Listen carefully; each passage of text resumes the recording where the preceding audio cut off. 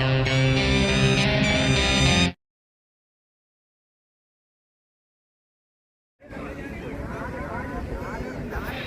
வணக்கம் நண்பர்களே, நம்ம இன்றைக்கி ஆலப்புழை பீச்சுக்கு வந்திருக்கோம்.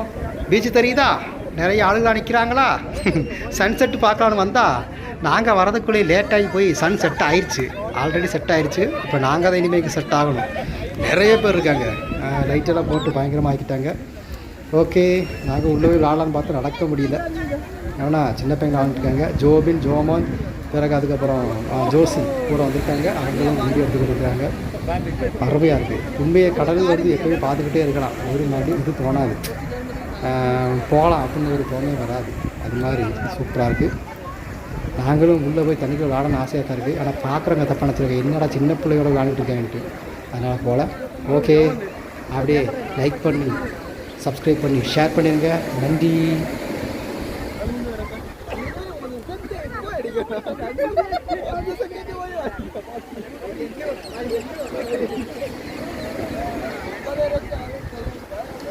ആരെ